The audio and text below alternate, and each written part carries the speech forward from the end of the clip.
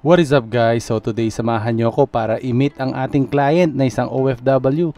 Let's go! So bago tayo pumunta sa kanila, syempre bili muna tayo ng pampasalubong kahit pa paano may maidala naman tayo sa kanila.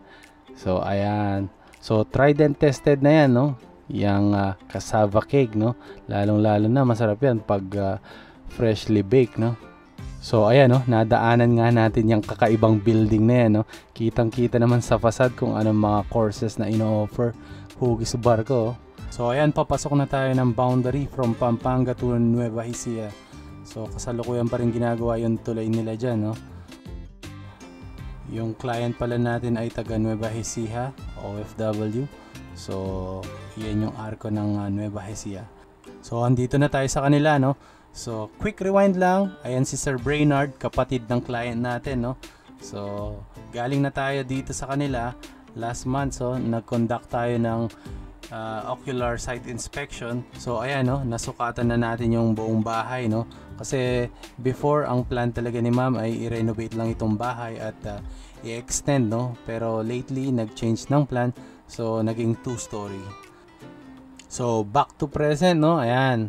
Finally, na-meet na rin natin in person yung client natin na si Ma'am Kim, OFW from UK, and kasama yung partner niya na si Sir Oliver, no, from UK.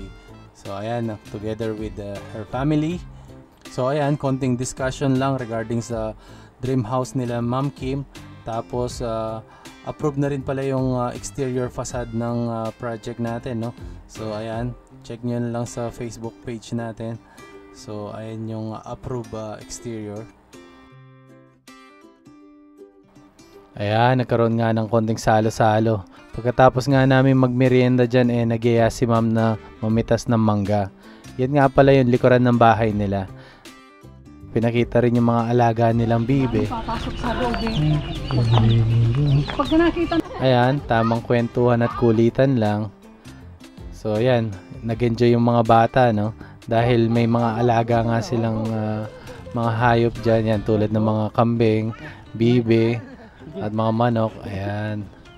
At ayun, si Ma'am Kim na mismo yung namitas ng mangga para sa atin. Yung mga mangga nga pala nila dyan ay kalabaw.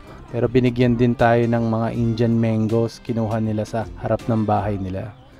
Ayan, pati si Sir Oliver nakipetas na rin.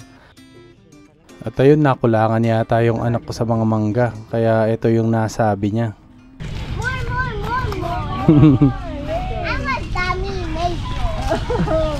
At ayan, naparami yata yung pitas nilang mangga. Kaya naparami din yung pinauwi sa ating mangga. May kasama pang kalabasa.